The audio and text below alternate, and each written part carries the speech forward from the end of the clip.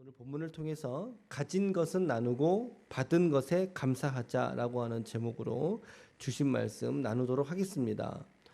아마도 이런 성경의 본문을 설교하는 건 사실 설교자로서도 쉽지 않아 보이시죠? 여러분 우리도 읽기도 쉽지 않지만 설교하기도 사실 이거 어쩌란 말이에요, 이거. 어쩌란 말이냐? 왜냐하면 각 지파들이 받은 땅이나 그 땅의 어떤 경계들을 설명해주고 있는 그런 본문들이기 때문에 더욱이 이 지역 우리가 가본 적도 없고 들어본 적도 없고, 이거 뭐라 그래요? 듣보잡이라고요. 듣도 보도 잡아보지도 못했던 그런 지역이죠. 그러니까 이해도나 배경에 대해서 이해하지 못한다면 참 읽어내기야 하겠지만 이해하기가 어려운 성경이라는 거죠. 우리는 내일까지입니다. 내일까지 이스라엘 땅에서 땅 분배를 받지 못한 7지파에 대해서 그들의 경계와 성읍에 대해서 읽어가게 될 것입니다. 다소 내용이 어렵거나 와닿지 않는 것처럼 보여도 그 안의 말씀들을 또 잘 이렇게 들여다보면 통찰할 수 있게 되는 어떤 지점이 있다고 생각을 합니다. 그런 마음으로 성경을 작은 이럴 때는 작은이라는 표현밖에 안 떠오르더라고요. 작은 읽어가시기를 권합니다. 오늘은 우리가 세 개의 지파에 대한 땅 분배의 내용을 보았죠. 성읍들이나 경계에 대한 지명들이 어제도 말씀드렸다시피 이 성경의 시대와 지금 우리가 살고 있는 2019년도의 시대의 간극이 너무나 멀리 떨어져 있습니다. 이게 거의 BC 1400년경이고 2019년이니까 3500년 전 일이죠. 거의. 그러니까 고고학에서 발굴이 된 지명들도 있고 또는 없어진 곳도 너무 많다는 거죠. 지금 없어요. 그러니까 이 땅을 찾으려고 해도 없고, 그래서 우리가 그 땅이 어디인가, 여기가 지금 말하고 있는 지역이 어디야? 라고 하면 지금은 맞지는 않아요. 왜? 없으니까. 아예 땅이 발굴도 안 되고 명맥을 이어오는 지역들도 있긴 하겠지만 말이죠. 그래서 이제 그런 의미의 주안을 두기보다 이 지파들, 우리가 오늘은 시므온 그리고 스불론, 이사갈 세 지파를 봤잖아요. 그러니까는 이 지파들이 어떤 특성을 갖고 있는가, 어떤 특성을 갖고 땅 분배를 받았는가, 그런 지점들을 여러분들에게 좀 알려드리면 우리가 묵상하는데 훨씬 유익이 있을 수 있다고 그런 생각을 합니다. 그러면 우리가 시므온 지파가 땅을 배정받을 때의 특징은 뭘까요? 시므온 지파의 땅 배정의 특징은 뭐예요? 여러분들 지금 읽은 말씀 1절부터 9절까지가 시므온 지파의 땅 배정 본문인데, 이 9절까지 중에서 시므온 지파가 갖고 있는 땅 배정을 할 때의 특징이 있어요. 그게 뭘까요? 지명이나 성읍들을 다 빼보세요. 그냥 다 빼보세요. 그리고 나서 남는 게 어떤 거겠어요? 그렇죠. 정확합니다. 잘 찝으셨어요. 1절 하반절에도 있고 그리고 9절에도 있는 그런 내용이에요. 그들의 기업은, 시므온 지파의 기업은요, 유다 자손 중에서의 기업이라는 거죠. 유다 자손이 받았던 땅의 일부를 할당받았다라는 거예요. 9절도 보세요. 9절에 시므온의 이 기업은, 지금 이렇게 이름을 해준 이 기업과 고을들은 유다 자손의 기업 중에서 취하여졌다. 근데 그 이유가 뭐라는 거예요? 이는 유다 자손의 분깃이 자기들에게서 너무 많음으로, 그렇죠? 너무나 많이 이제 받았다는 거예요. 그래서 시므온 자손이 자기들의 기업을 그들의 기업 중에서 받음이었더라. 그러니까 시므온은 이미 유다에게 배정된 지역 안에서 재배정을 받은 거죠. 그러니까 여러분 그 지도를 보시면은 유다 지파 밑에 뭐가 있어요? 시므온 지파가 있잖아요. 그러니까 그 시므온 지파가 원래는 어느 지파 땅의 소속이라는 거예요? 유다 지파. 유다가 너무 많은 성읍을 받았다라고 이제 말하고 있어요. 물론 유다가 전쟁을 치르면서 과욕을 부렸다는 측면도 없지는 않아요. 과욕을 부렸다. 하지만 그럼에도 불구하고 여러분, 한번 손에 들어오고 가진 것을 내어놓는다는 게 쉬워요? 어려워요? 우리 인간적으로 생각하기에 이건 어려운 거예요. 이미 내 손에 들어온 거 이거를 다시 내놓는다는 거는 어려운 일인 거죠. 그러니까는 유다의 입장에서 이렇게 땅 분배에 있어서 자신들의 경계를 뚝 떼다가 잘라주는 거, 이거 마음이 좋겠어요? 마음이 좋겠어요? 그렇죠? 좋지 않을 수 있죠. 근데 어떻게 해요? 유다가 어떻게 합니까? 땅을 분배하지 않습니까?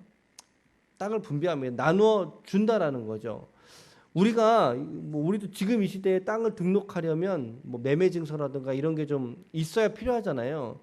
근데 이스라엘 사람들은 아주 독특한 신앙 고백이 하나 있어요. 그게 뭐냐면 땅의 근본적인 정신은 내가 아니라 하나님이시다 라고 하는 근본 신앙이 깔려 있어요. 그랬기 때문에 그 땅을 나눠줄 수 있었던 거예요. 땅의 주인은 유다 지파는 이 땅의 주인은 내가 아니다, 하나님이시다 라고 하는 그 소유에 대한 주권을 하나님에게 돌려놓고 있었기 때문에 유다가 시므온에게 땅을 나눠줄 수가 있었다라는 거죠. 이해가 되시죠? 그러니까 제비를 뽑음도 역시 제비를 뽑는다. 우리가 뭐 쉽게 말하면 이렇게 뭐 그러잖아요. 제비 뽑는 거. 근데 그것을 뽑는 역사를 결국에 누가 하신다는 거예요? 하나님이 하셨다라고 이제 받는 거죠. 그들이 하나님이 그들에게 그렇게 허락하셨다라고 받는 거예요. 그러니까 제비가 나름대로는 이제 성경적인 근거가 있는 사안이긴 하죠.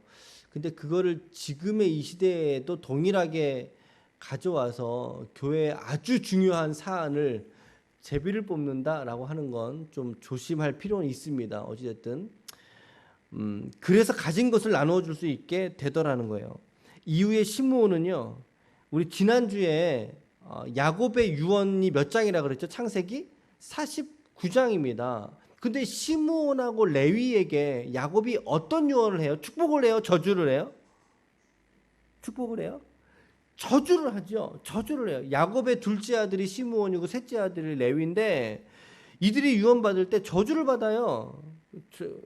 기억나실 거예요. 자신의 여동생 디나가 세겜에 가서 이제 강간 성폭행을 당하잖아요. 그것 때문에 우리의 딸을, 우리의 동생을 창녀같이 대우함이 맞습니까? 막 열불 내잖아요. 그러면서 이제 가서 이제 모든 남자를 죽여버리는 복수를 했던 인물이 시므온하고 레위란 말이죠.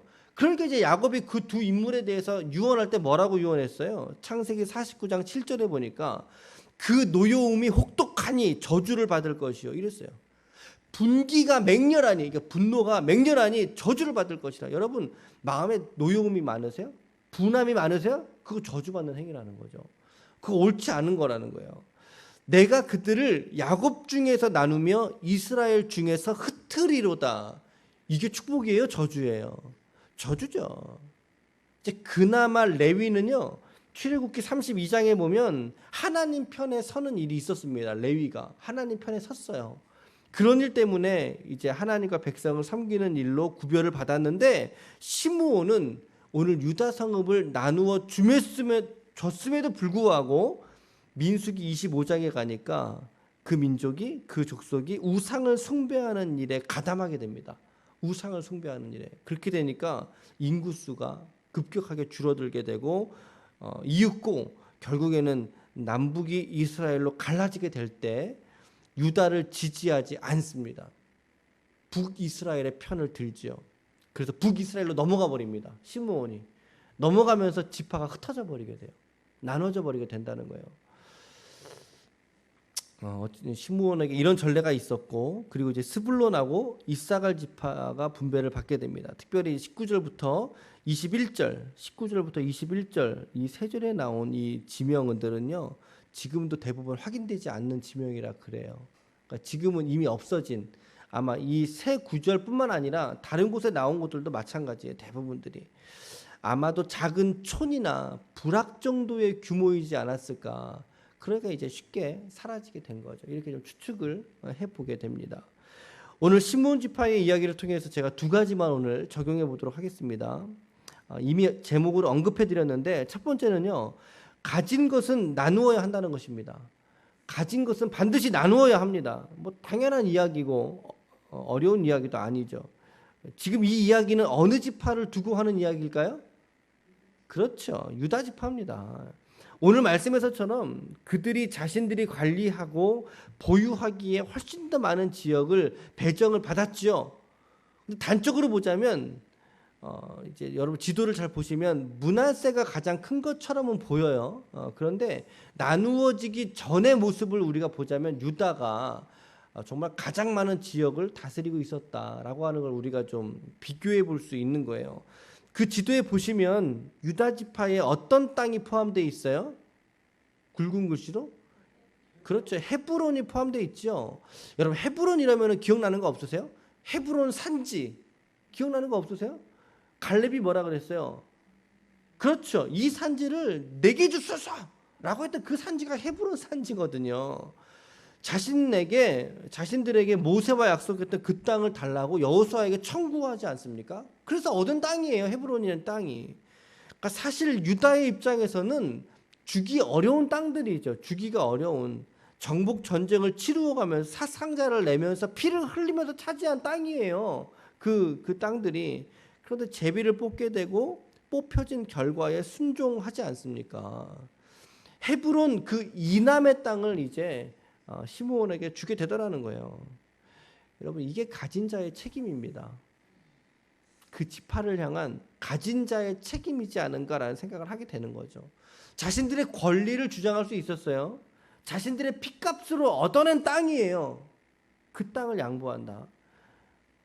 되게 어려운 겁니다. 그런데 순종하지 않습니까? 유다가 12지파의 영적인 장자라고 구별됩니다. 영적인 장자입니다. 영적인 장자. 괜히 그런 역할을 하는 게 아니더라는 것을 보게 되는 거죠. 우리도 마찬가지라고 생각합니다. 우리가 가진 게 뭐가 있을까요? 우리 교회 입장에서 가진 게 뭐가 있어요? 개척교회니까. 그럼 가진 게 많이 있나요? 근데 또 아무것도 없나요? 그렇지도 않아요. 전혀 그렇지 않아요. 우리에게 조금이라도 더 가진 것이 있다면 우리가 주님의 본을 따라서 아낌없이 주고 또 베풀 수 있어야 한다는 거죠. 어쩌면 이 지역을 향한 책임을 하나님께서 우리에게 영적인 장자로서 우리에게 보내신 거 아닐까요? 라고 하는 묵상을 저는 하는 거예요. 그게 장자됨의 책임 아닙니까? 저 어릴 때에도 아버지 개척하셨을 때 주변 교회 중에 장자교회라고 있었어요. 장자교회. 같은 시절에 좀 개척하셨고 거기는 교회가 지금도 이제 있더라고요. 가서 보니까. 어찌됐든 여러분 장자가 갖고 있는 책임이 뭐겠어요? 나누어 주는 거예요. 베푸는 거죠. 물질이든 영적인 것이든 우리의 이해타산에 염려하지 말고 우리가 주고 나누면 하나님께서 더 채우실 줄로 믿습니다. 하나님이 그런 정신을 가지고 사역을 펼쳐가는 교회와 공동체에게 더 주시지 않겠습니까? 오늘 우리 기쁨의 교회뿐만이 아니라 여러분들 개인도 마찬가지라는 거죠. 마찬가지. 내가 무엇을 가졌는지 우리가 그거에 연연하지 않고 내가 무엇을 더 줄 수 있을지에 우리가 생각하다 보면 우리는 부요한 자요, 넉넉한 자요, 나눠줄 수 있는 그러한 은혜를 하나님께서 우리에게 주셨다는 것을 우리가 멀지 않아 발견할 수 있다는 거예요. 가진 것이 있으면 나누어 줍시다. 두 번째입니다. 받은 것에 감사할 줄 알아야 된다. 이 적용은 어떤 지파를 유념하고 했겠어요? 시므온이죠. 당연히 시므온이죠. 그들이 유다 땅을 분배받은 것에 있어서 감사할 줄 몰랐다라고 저는 결론을 내렸어요. 단적으로 증명할 수 있는 그 역사적인 근거가 뭐냐면 이스라엘이 사울과 그 다음에 다윗과 솔로몬으로 이어지지 않습니까? 초대 왕정이. 그리고 솔로몬 이후에 북쪽 이스라엘과 남쪽 이스라엘로 갈라집니다. 근데 북쪽 이스라엘을 10개 지파가 연맹을 합니다. 10개 지파가. 그리고 남쪽 이스라엘을 2개 지파가 연맹을 하게 되는데 그래서 남유다, 북이스라엘 이렇게 불리거든요. 근데 여러분 지도 보세요. 시므온 지파가 지금 유다 어느 쪽에 있어요? 유다 아래쪽에 있죠. 유다의 성읍을 배정받았단 말이에요. 그것도 위쪽이 아니라 남쪽에 있는 헤브론 이남의 땅들을 받았단 말이에요. 그런데 남북으로 갈리게 될 때 이 시므온이 북이스라엘을 지지합니다. 북쪽으로 올라가 버려요. 그러니까 쉽게 말하면 유다를 배반해 버렸다는 거예요. 유다를 배반하면서. 그리고서 남유다는 베냐민 지파와 유다 지파 두 지파가 이제 남유다로 연맹을 하게 된다는 거죠. 이런 역사적인 사실들을 종합해 보면 시므온은 자신들이 유다에게서 받았던 그 땅을 감사하게 여기지 않았다는 반증 아니겠어요?